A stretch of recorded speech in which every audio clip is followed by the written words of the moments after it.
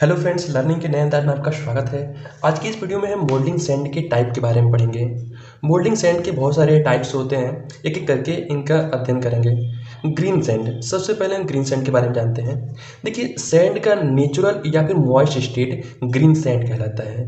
ये किन किन चीज़ों से मिलकर बना होता है? तो तीन चीज़ें इसमें, यानी इसका जो ग्रीन सैंड होता है तीन चीज़ों से मिलकर बना होता है।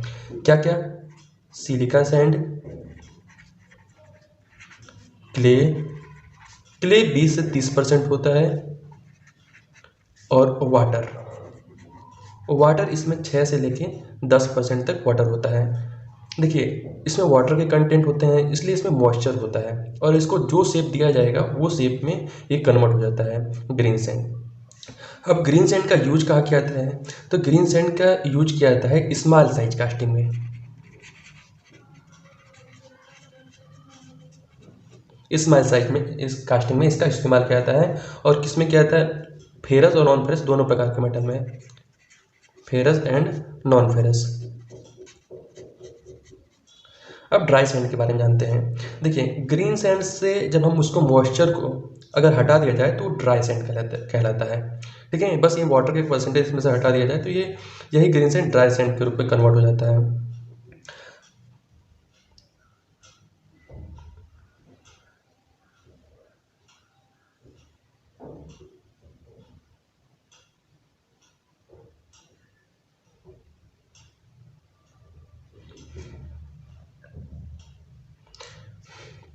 अब हम आते हैं ड्राई सैंड पे। ड्राई सैंड क्या होता है? ग्रीन सैंड से, ठीक है, ग्रीन सैंड से जब हम मॉइस्चर कंटेंट को रिमूव कर देते हैं, रिमूव मॉइस्चर कंटेंट, तो वो ड्राई सैंड में कन्वर्ट हो जाता है। ठीक है, ड्राई सैंड कहलाता है। अब ड्राई सैंड का यूज कहाँ करते हैं, क्यों करते हैं? क्योंकि ये लार्ज टाइप कास्टिंग में किया जाता है। ठीक है, लार्ज कास्टिंग में इसका इस्तेमाल किया जाता है, लार्ज एंड हैवी कास्टिंग में। लार्ज एंड हैवी कास्टिंग में इसका इस्तेमाल किया जाता है ड्राई सैंड का। और ड्राई सैंड में क्या होता है, इसमें क्यों इसका इस्तेमाल लार्ज और हैवी कास्टिंग में किया जाता है? क्योंकि इसमें ग्रेटर स्ट्रेंथ होती है। ठीक है, ग्रेटर स्ट्रेंथ होती है, और रिजिडिटी होती है, और क्या होता है? थर्मल स्टेबिलिटी होती है, थर्मल स्टेबिलिटी। अब आते हैं लोम सैंड पे। लोम सैंड क्या होता है? लोम सैंड में 50% सैंड ग्रेन होता है और 50% क्ले होता है। ठीक है, 50% सैंड ग्रेन और 50% क्ले, इसको लोम सैंड बोलते हैं, यानी इससे मिलकर हमें लोम सैंड मिलता है। लोम सैंड का इस्तेमाल किया जाता है लार्ज ग्रे कास्ट आयरन में किया जाता है, लार्ज ग्रे आयरन कास्टिंग में किया जाता है। ठीक है, पार्टिंग सैंड। अब आते हैं पार्टिंग सैंड पे अंदर। पार्टिंग सैंड का इस्तेमाल क्या किया जाता है?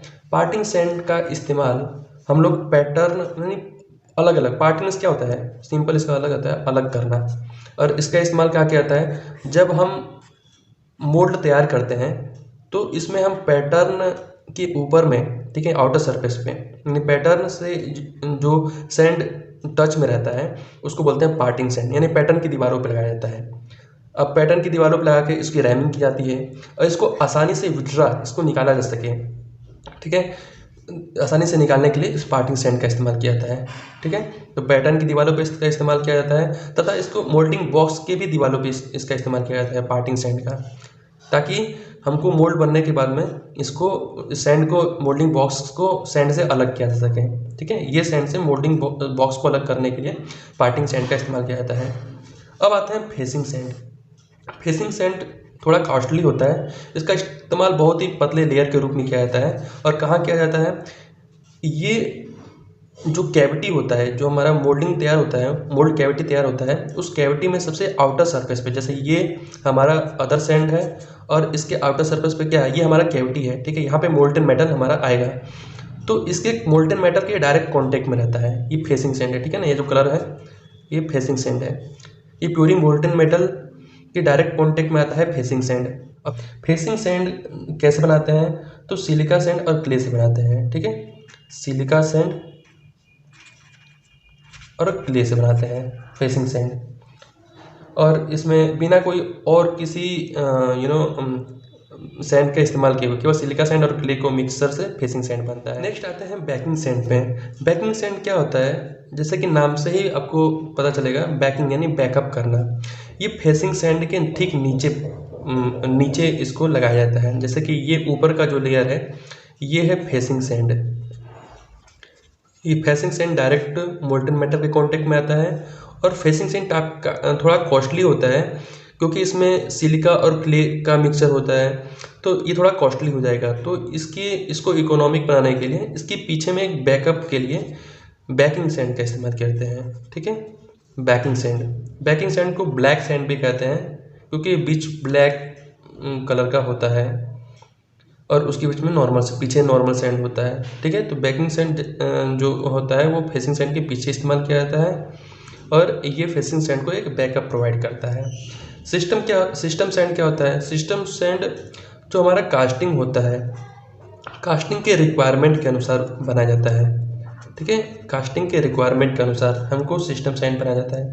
सिस्टम सैंड किससे बनता है? सिस्टम सैंड में बाइंडर का इस्तेमाल किया जाता है और एडिटिव का इस्तेमाल किया जाता है और भी बहुत सारी चीज़ों को मिक्स करके बनाया जाता है। जैसा हमको प्रॉपर्टी चाहिए, जितनी हमको स्ट्रेंथ चाहिए उसके अकॉर्डिंग हमको एडिटिव मिलाते हैं।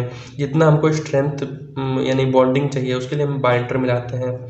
तो ये जैसा स्ट्रेंथ, जैसा हमको रिक्वायरमेंट प्रॉपर्टी चाहिए उसके हिसाब से हम लोग इसकी परसेंटेज को कम ज़्यादा करके सिस्टम सैंड को तैयार किया जाता है। सिस्टम सैंड से क्या होता है कि हमको हाई स्ट्रेंथ मिलता है।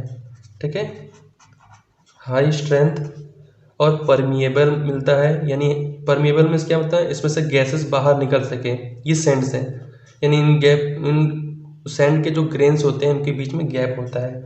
गैप के थ्रू हमारे गैसेस बाहर निकल सके ताकि बहुत सारे डिफेक्ट जैसे blow holes, pin holes type के डिफेक्ट्स ना प्रोड्यूस हो। ठीक है, तो ये हो गया सिस्टम सैंड। नेक्स्ट आते हैं कोर सैंड। कोर सैंड क्या होता है? देखिए, जब हम कोई, मान लीजिए यहाँ पे हमारा ये हमने मोल्ड तैयार किया, अब हम मोल्ड को इसको हैलो करना है तो हम क्या करते हैं, कोर लगा देते हैं। अब ये जो कोर तैयार होता है उसके लिए हम कोर सैंड का इस्तेमाल करते हैं। ठीक है, कोर सैंड में कोर का इस्तेमाल किया जाता है और इसको ऑयल सैंड भी कहते हैं। ठीक है, ऑयल सैंड क्यों? क्योंकि इसमें सिलिका के साथ में लिनसीड ऑयल या फिर और भी अदर कोई ऑयल को इसमें मिक्स किया जाता है बाइंडर के रूप में। ठीक है, ऑयल को मिक्स किया जाता है बाइंडर के रूप में, काफ़ी इसको बिल्कुल बाइंड करके रखता है। ये सैंड को जब बाइंड रहेगा, मजबूती रहेगी, तभी ये एक सॉलिड जो है एक इस पर फोर्स पड़ता है, इसमें फोर्स अप्लाई होता है तो क्या होगा, अगर ये नॉर्मल सैंड रहेगा यानी इसमें बाइंडिंग की कमी रहेगी तो ये टूट जाएगा। तो इसको कोर सैंड का इस्तेमाल कहाँ किया जाता है? कोर बनाने में किया जाता है और इसमें क्या होता है, सिलिका और क्या होता है, ऑयल होता है। सिलिका और ऑयल में लिनसीड ऑयल या फिर अदर कोई ऑयल का भी इस्तेमाल किया जाता है। तो दोस्तों ये हुआ सैंड के टाइप्स। अगर आपको सैंड के टाइप्स को मैं अगर अच्छे तरीके से समझा पाया हूँ तो वीडियो को लाइक कीजिए और हमारे चैनल पर नए हैं तो हमारे चैनल को सब्सक्राइब कीजिए ताकि मैकेनिकल इंजीनियरिंग से रिलेटेड सारे टॉपिक्स को आपको इस चैनल पे देखने के लिए मिल जाएगा। और आपको अगर वीडियो अच्छा लगा तो वीडियो को लाइक कीजिए और हमारे चैनल पर नए हैं तो हमारे चैनल को सब्सक्राइब कीजिए।